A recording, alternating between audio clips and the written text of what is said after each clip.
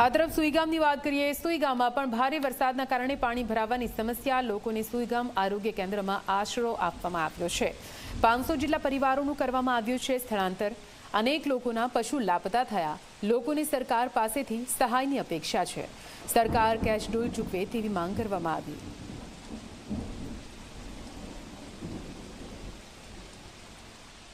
ગુજરાતના સરહદ વિસ્તારનું ગામ એટલે કે સુઈગામ। આ સુઈગામ ફરી એકવાર ચર્ચામાં આવ્યું, કારણ કે સુઈગામમાં એક જ દિવસમાં લગભગ 18 ઇંચ કરતાં વધારે વરસાદ પડ્યો અને નીચાણવાળા વિસ્તારમાં લગભગ 5 થી 7 ફૂટ પાણી ભરાયા। લોકોના ઘર પાણીમાં ડૂબવા લાગ્યા।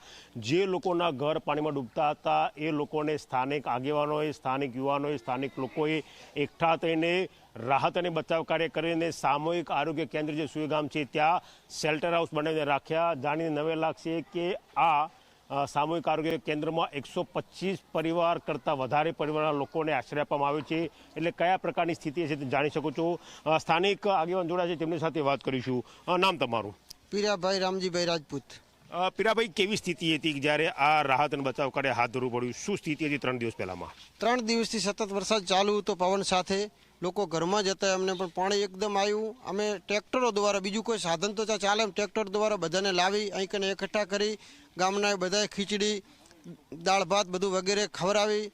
પાણીની અછત હતી, પાણીની બોટલો લાવી પીવડાવ્યું। પાણી પીવાનું પાણી અહીં કને નથી, ખાવાની બહુ તકલીફ હતી। જે ઘરમાંથી હતા એમને પહેરે લુગડે નીકળ્યા હતા, ભીને કપડે બધાને ટ્રેક્ટરો દ્વારા બહાર કાઢી અહીં કને સામૂહિક આરોગ્ય કેન્દ્રમાં, બીજા કોઈ ગામમાં એવા લગભગ 500 પરિવારો સ્થળાંતર કરી જે તે જગ્યાએ રાખેલા છે। અને અત્યારે પરિસ્થિતિ બહુ ગંભીર છે। માણસો તો ગમે એ રીતે બચાવીને લાવી દીધા, પણ જેનો પશુધન છે, ગાયો, ખાસી બધી ગાયો તો મૃત્યુ પણ પામી છે। ભેંસો ખાસી બધી મૃત્યુ પામી છે। બીજી ભેંસો જે તે જગ્યાએ ઉપર જઈ છે, લોકો ગોતવા ગયા છે, મળી જાય તો બરાબર, નકા પંજાબના જેમ પાકિસ્તાનમાં જતી રહે અમારી ભેંસો માલઢોર કદાચ પાકિસ્તાનમાં જતા રહે એવો અમને શંકા પણ છે। પાણી એટલું બધું વધારે આવી ગયું હતું એકદમ, જેની કોઈ સીમા નહીં। જે મીડિયા દ્વારા સૌ પ્રથમ અહીં કવરેજ આપી એ બદલ મીડિયાનો પણ આભાર માનું છું। હજી સુધી કોઈ તંત્ર કે કોઈ બીજા કોઈ અહીંયા પહોંચ્યા નથી। અમારા સ્થાયી રાજકારણીઓ લગભગ કોઈ દેખાતા નથી। અને જે અતિશય જે 15માં પાણી હતું એના કરતાં અતિ વધારે છે પાણીમાં। 15ની અંદર આટલું પાણી, એથી ઘણું વધારે પાણી છે। અને નાના પશુઓ તો લગભગ મરી પણ ગયા છે। અને બીજી બધી પશુધન બધું વેર વિખેર થઈ ગયું છે। લોકો ગોતવા દોડે રહ્યા છે, મળી જશે। હમણાં દરિયો નદી પછી નડાબેટ રણમાં બહુ પાણી હતું, કદાચ પાણીમાં જતા રહ્યા છે તો મળશે પણ નહીં। એનું એમને પંજાબને જેમ પરિસ્થિતિ અહીં કને હતી અમારી। લોકોનો ખૂબ આભાર। તે મહેનત કરી યુવાનોએ ટ્રેક્ટરો દ્વારા, જેમની પાસે સાધન નહોતો એમને ખસેડી અને અહીં કને લાયા છે, એ બદલ ખૂબનો આભાર યુવાનોનો હું માનું છું। અને જે દાતાઓ અહીં કને જેમને ખાવા પીવાનું સગવડ કરી એમનો પણ આભાર માનું છું। અને અપેક્ષા રાખો સરકાર પાસે? સરકાર પાસે શું અપેક્ષા રાખો? કારણ કે લગભગ રાહત તમે પૂરી કરી નાખી છે, બચાવ કાર્ય પૂરું કરી નાખ્યું, રહેવાની વ્યવસ્થા કરી નાખી છે।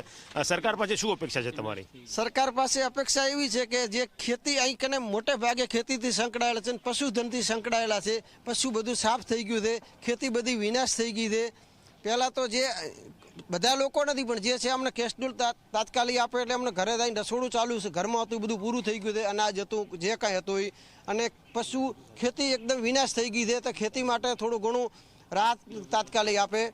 અને બીજું કે અહીં કને આ પાણી ઓવર છે એટલે પીવાના પાણીની બહુ તકલીફ છે। પીવાનું પાણી આરોગ્યની ટીમો મોકલે જેથી કરીને લોકોને બીમારી ન ફેલાય। આટલું બધું પાણી અનાજ હડ્યું છે એટલે બીમારી પણ 100% રહેશે, એટલે આરોગ્યની ટીમો મોકલે અને તાત્કાલિક જમીનનો સર્વે કરી અને સર્વેનો જે કાંઈ ખેડૂતોને નુકસાન થયું એનું ભરપાઈ કરે।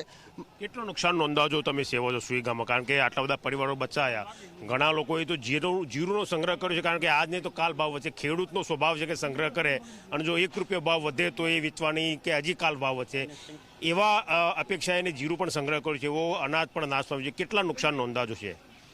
જે અનાજની નુકસાનની વાત કરું તો હું ખુદ સુઈગામનો એક જ વ્યક્તિ છું। ભાભર માર્કેટ યાર્ડમાં ભેટી ચલાવું તો કનિયા એડ્રેસ મારે ત્યાં બધો માલ આવે છે। લોકો ભાવ વધવા સારું કરીને, જીરા સારું કરીને કહેતા ક્યારે પીરાભાઈ ભાવ વધશે તમે લઈને આવો।